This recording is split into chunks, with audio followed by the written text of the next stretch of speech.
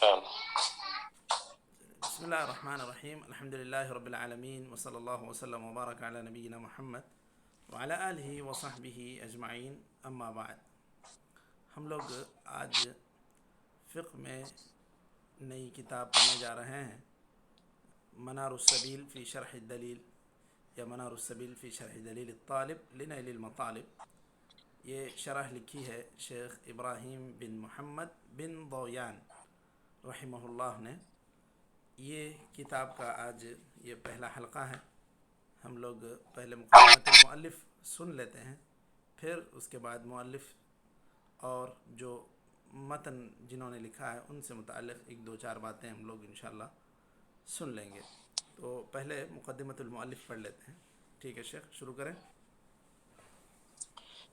بسم اللہ الرحمن الرحیم۔ مقدمۃ المؤلف۔ الحمد لله رب العالمين الذي شرح صدر من شاء من عباده للفقه في الدين، ووفق لأتباع آثار السلف الصالحين لاتباع ووفق لاتباع آثار السلف الصالحين، وأشهد أن لا إله إلا الله وحده لا شريك له ولا ند ولا معين، وأشهد أن سيدنا ونبينا محمدا عبده ورسوله الصادق الأمين وخاتم الانبیاء۔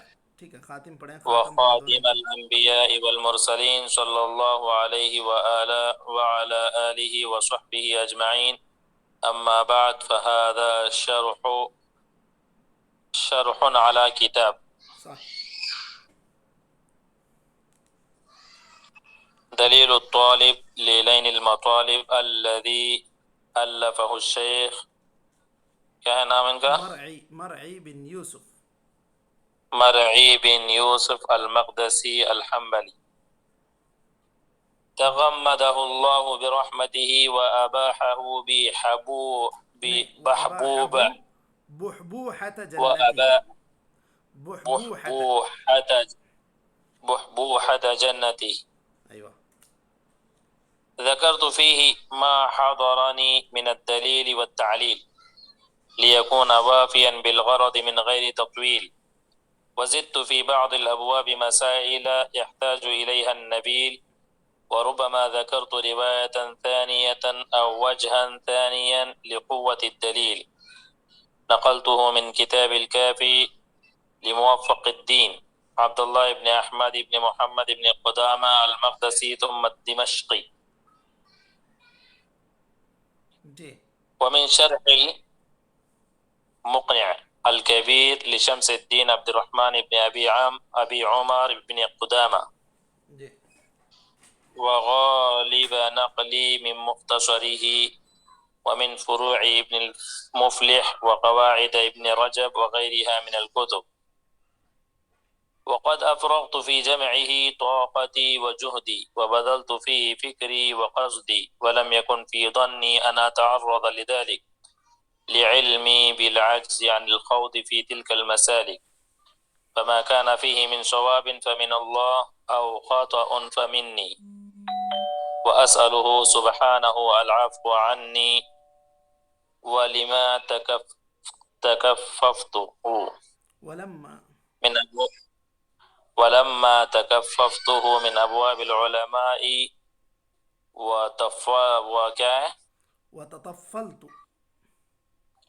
وتطفلت به على موائد الفقهاء، تمثلت بقول بعض الفضلاء: أسير خلف ركاب النجب ذا عرج مؤملا كشف ما لاقيت من عبج، فإن لحقت بهم من بعد ما سبقوا فكم لرب الورى في ذاك من فرج، وإن بقيت بظهر الأرض منقطعا فما علي عرج في ذاك من حرج، وإنما علقت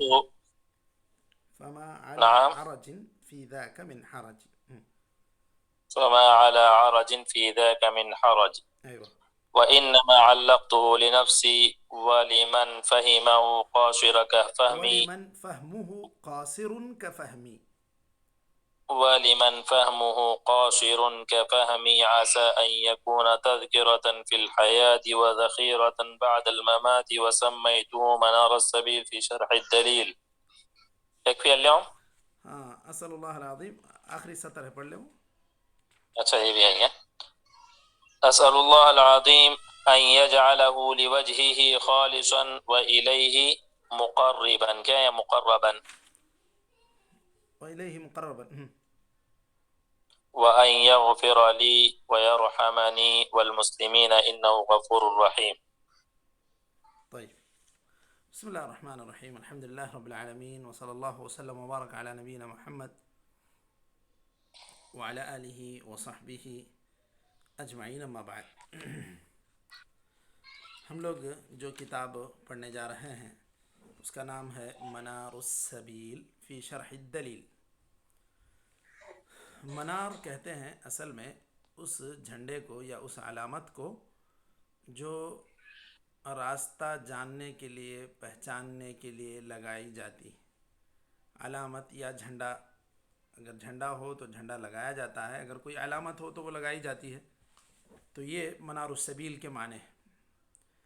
آپ اس کو اردو میں اگر کہنا چاہیں تو نشان راہ، سنگ میل، ایسی بات کچھ بھی سمجھ سکتے ہیں.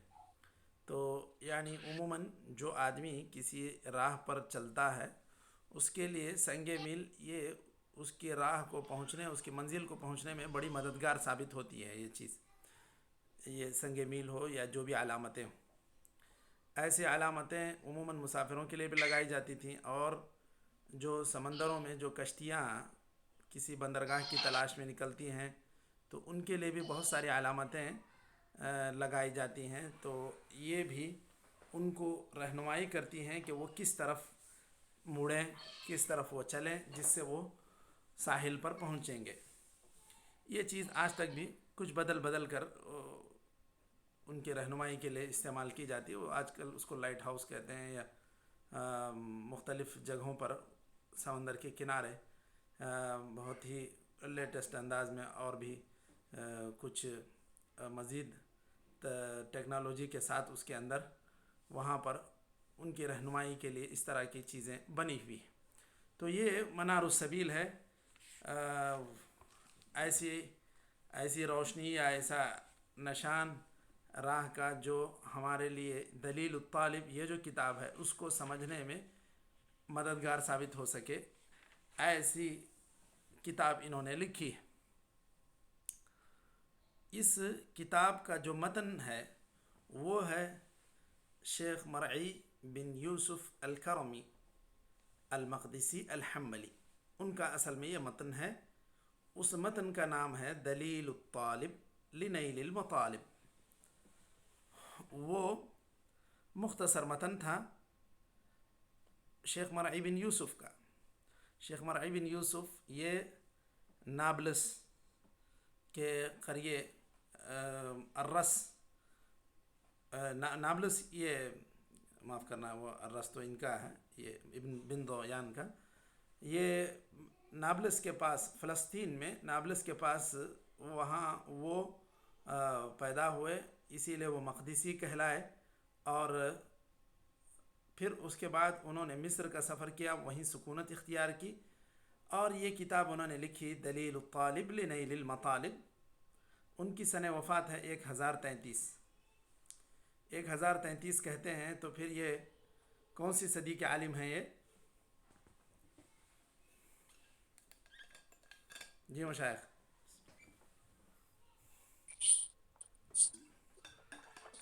11ویں صدی کے شاید.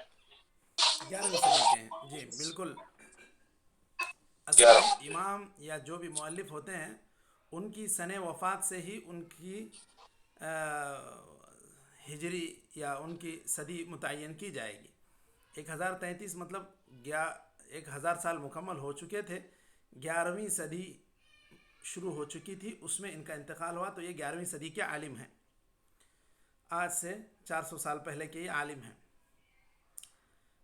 شیخ مرعی بن یوسف الکرمی یہ فقہ حنبلی میں کافی ماہر تھے. انہوں نے یہ کتاب لکھی. اب اس کے بعد اس کتاب کو جب دیکھا کہ کافی یہ مفید ہے، اس کی شرح ہونی چاہیے تاکہ طلباء کو اور مزید وضاحت کے ساتھ اس کے اندر جو باتیں ہیں وہ کھل کر آئیں، اس کے لیے شیخ ابراہیم بن محمد بن ضویان، ابراہیم بن محمد بن ضویان، یہ انہوں نے اس کی شرح لکھنے کے لیے کوشش شروع کی، اور یہ شیخ ابراہیم بن محمد بن سالم بن ضویان جو ہیں یہ یہاں قصیم کے علاقے کے یہ عالم ہیں، سعودیہ میں قصیم کے پاس ایک شہر ہے الرس، وہاں سے ان کا تعلق ہے، وہیں ان کی وہ پیدائش ہوئی 1275 ہجری میں، 1275 ہجری میں ان کی پیدائش ہوئی، تو مطلب یہ 1275 اور ان کی وفات ہے 1353 کی، 1353 ہجری میں وفات ہوئی شیخ بن ضویان کی، شیخ ابراہیم بن محمد بن ضویان، ان کی وفات ہوئی 1353 ہجری میں، تو مطلب یہ ہیں 14ویں صدی ہجری کے عالم، وہ تھے 11ویں صدی ہجری کے، تو اس طرح 300 سال بعد ایک کتاب اس طرح طلباء میں، علماء میں پسندیدہ رہی کہ اس کی شرح لکھنے کی ضرورت محسوس کی گئی، اور 300 سال بعد انہوں نے شیخ بن ضویان نے یہ کام کیا، اور الحمدللہ یہ کافی مقبول شرح ہے اس کتاب کی۔ اب جو شارح ہیں، اب اس کتاب کا منار السبیل کا مؤلف اگر پوچھیں کہ کون ہے تو کون ہوں گے؟ منار السبیل کے مؤلف کون ہیں؟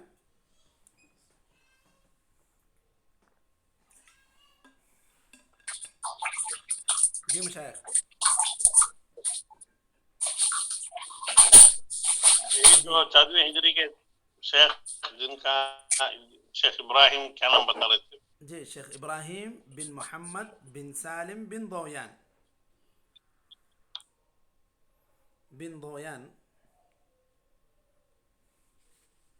ابراہیم بن سالم محمد بن سالم،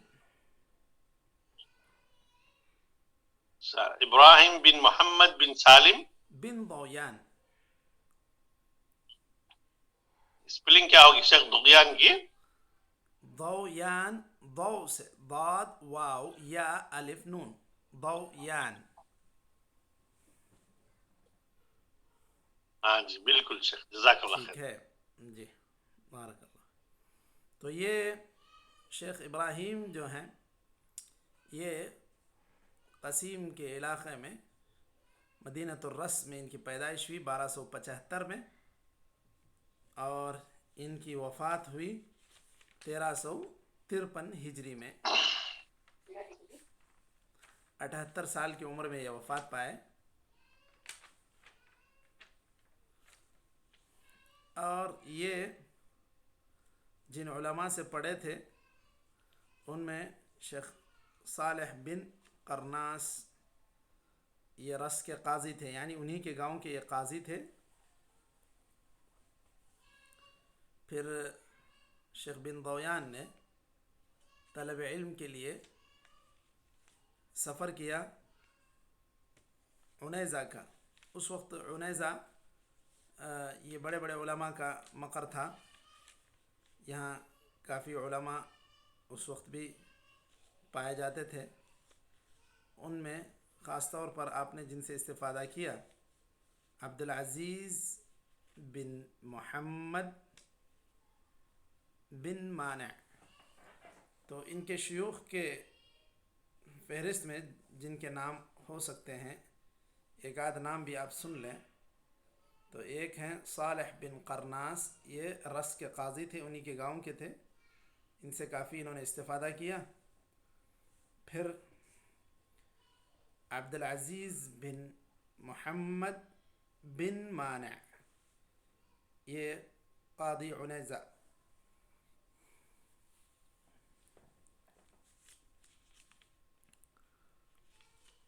یہ علماء عنیزہ میں سے ہیں، اور بھی علماء عنیزہ میں سے اور بھی کئی لوگ ہیں جن سے انہوں نے علم حاصل کیا۔ اب ان کے جو اہم کام ان کی زندگی میں ہوئے، ایک تو انہوں نے قضاء کو ایک کام کے طور پر اپنی ذمے نہیں لیا، بسا اوقات ان کے جو شیخ تھے رس کے قاضی، وہ کبھی ان کو جو ہے اپنی نیابت کے لیے ذمہ داری دیتے تھے، وقتی طور پر ذمہ داری ہوتی تھی، سرکاری طور پر یہ ذمہ داری ان کی نہیں تھی۔ سرکاری طور پر یہ ان کی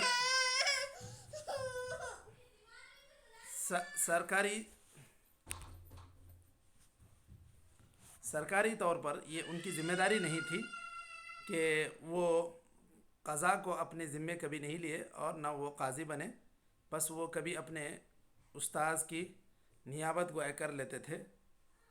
اور اسی طرح آپ نے مزید تدریس کے لیے بھی خاص اتنا زیادہ وقت نہیں دیا، لیکن کچھ لوگوں کو جو پڑھایا درس کے حلقے میں، ان میں ان کے بیٹے ہیں عبداللہ بن ابراہیم بن ضویان۔ تو اگر ان کے تلامذہ کی فہرست دیکھی جائے تو اس میں ان کے بیٹے ہیں خود عبداللہ بن ابراہیم بن ضویان،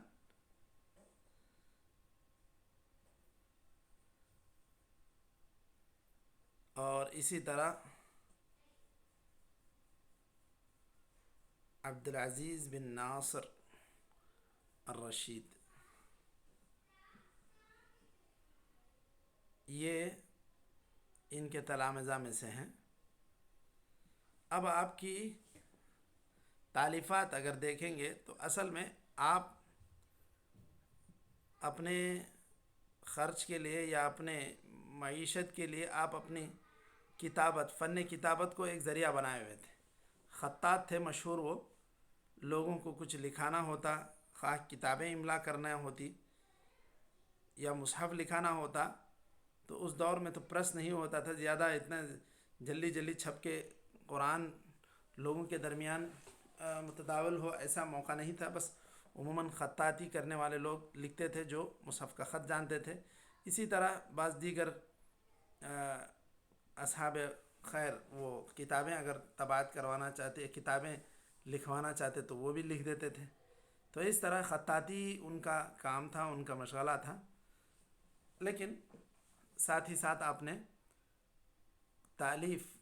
تصنیف تالیف کو ہی آپ نے خاص اپنا وقت دیا، اور اس طرح آپ کی جو کتابیں ہیں وہ فقہ میں ایک مرجع کی حیثیت رکھنے لگیں۔ ان میں سب سے پہلے منار السبیل فی شرح الدلیل ہے، یہی سب سے زیادہ مشہور کتاب ہے ان کی، منار السبیل فی شرح الدلیل۔ پھر اس کے بعد حاشیہ علی الزاد،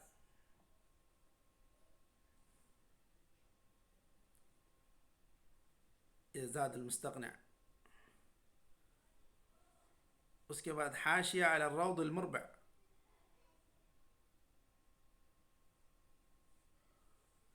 اس طرح یہ ان کی کتابوں میں سے ایک دو کتابوں کے نام ہیں۔ وفات تو ان کی میں بتایا کہ 1353 ہجری میں ان کی وفات ہوئی، 78 سال کی عمر میں انہوں نے وفات پائی۔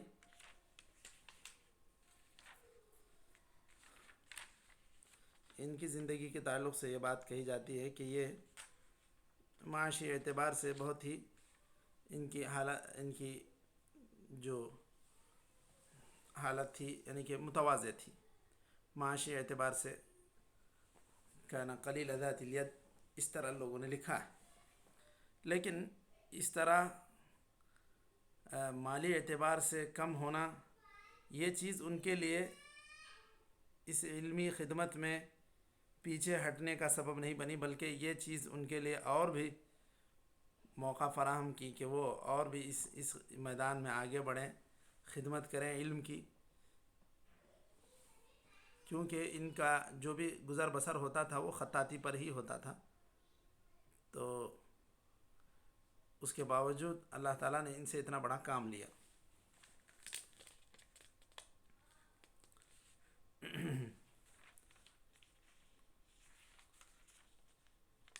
چلیے، یہ تو ہو گئی بات مؤلف منار السبیل کی۔ منار السبیل کی اب اہمیت اس لیے بھی زیادہ ہے کہ اس کتاب میں قریب 3000 کے لگ بھگ حدیثیں ہیں۔ عموماً فقہ میں یا فقہ کی کتابوں میں احادیث کو ذکر کر کے مسئلے کا استنباط یا مسئلے کی طرف اشارہ عموماً نہیں کیا جاتا، لیکن اس کتاب میں زیادہ سے زیادہ حدیثیں جمع کی گئیں، تو اس لیے یہ کتاب کی مقبولیت اور بھی بڑھ گئی۔ تو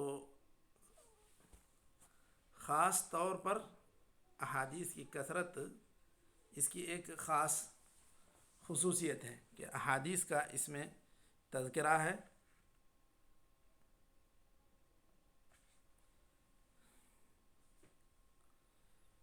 اس کے بعد اس کتاب کی ایک اہم خصوصیت یہ بھی ہے کہ اس کتاب میں جتنی احادیث مذکور ہیں اس پر شیخ البانی نے خاص طور پر تخریج کے لیے الگ سے کتاب لکھی،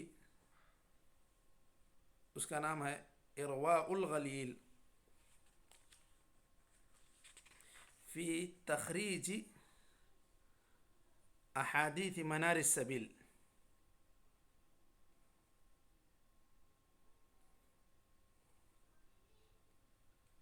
تو یہ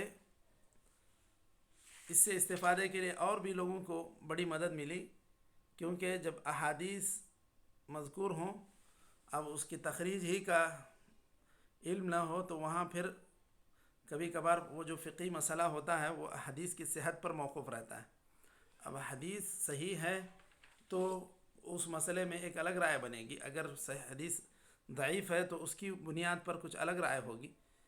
تو اس احادیث کی، اس کتاب کے احادیث کی تخریج کی وجہ سے اس کی ایک اس کے استفادے کی ایک سہولت ہو گئی، یا اس کے استفادے کے لیے طلبۃ العلم کو ایک بڑی مدد ہو گئی شیخ البانی کی اس تخریج کی وجہ سے۔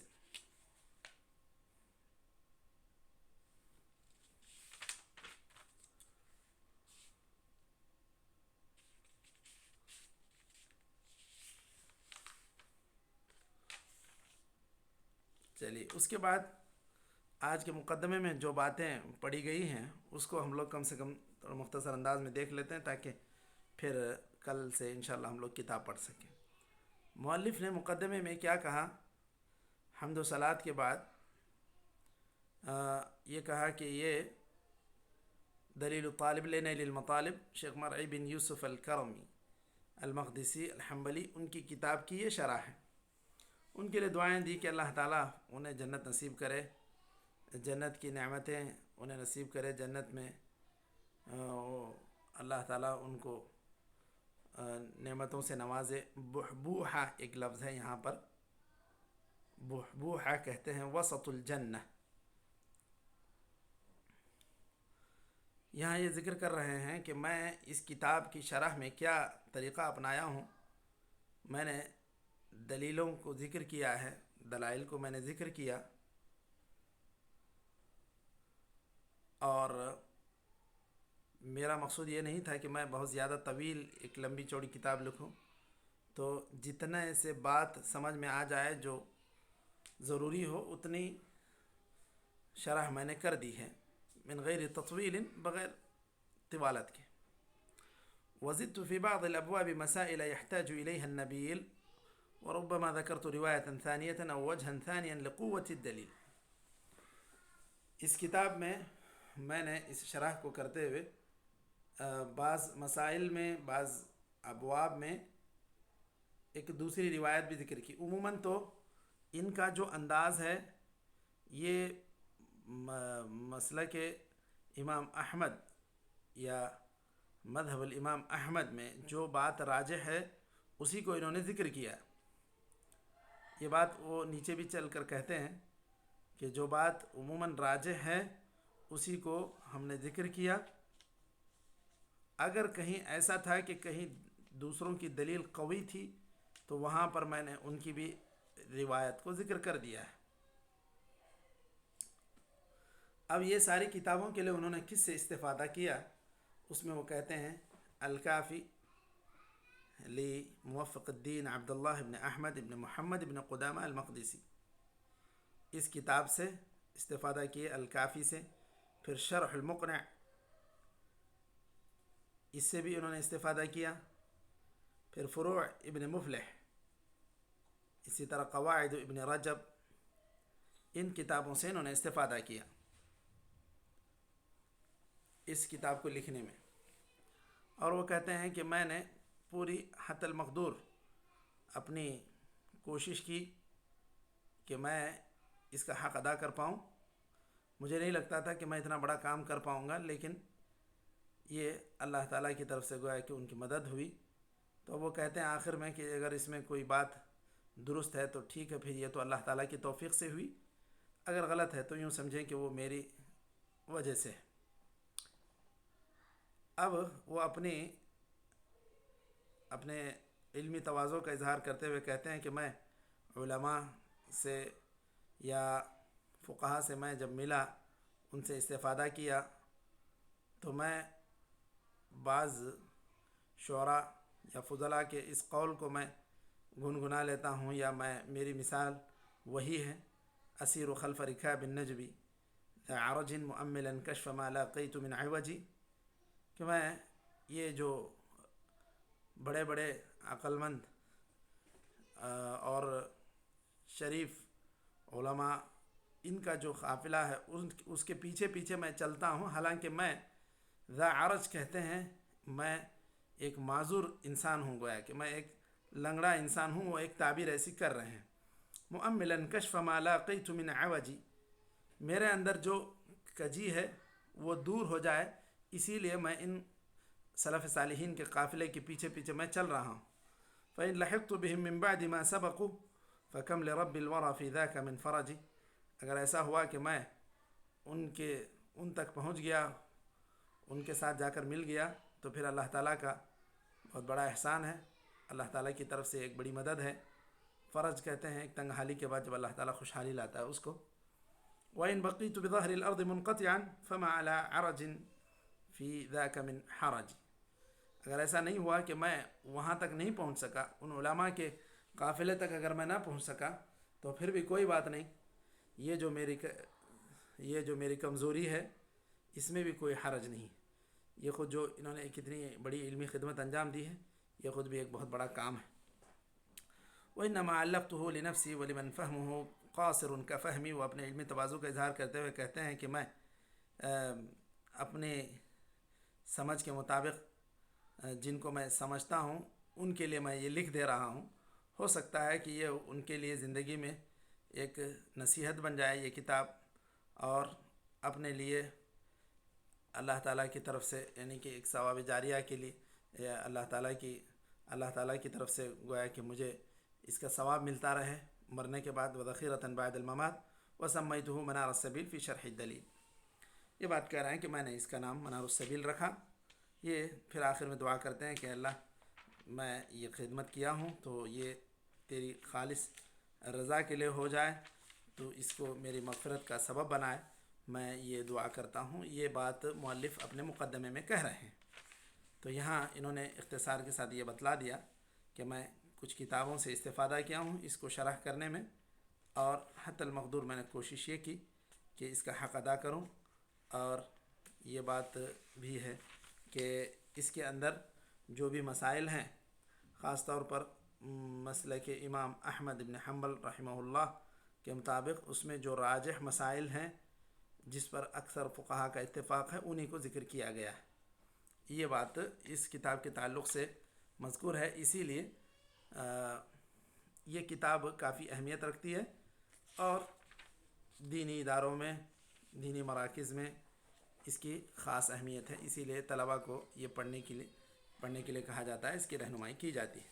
چلیں انشاءاللہ ہم لوگ آج مقدمے پر اور مؤلف رحمہ اللہ کے زندگی پر یہ دو چار باتوں کے بعد آج ہم لوگ اس کتاب کے مقدمے تک رک جاتے ہیں۔ انشاءاللہ کل اصل کتاب ہم لوگ پڑھتے ہیں، کتاب الطہارہ۔ نكتفي بهذا القدر، وصلى الله وسلم وبارك على نبينا محمد وعلى آله وصحبه أجمعين.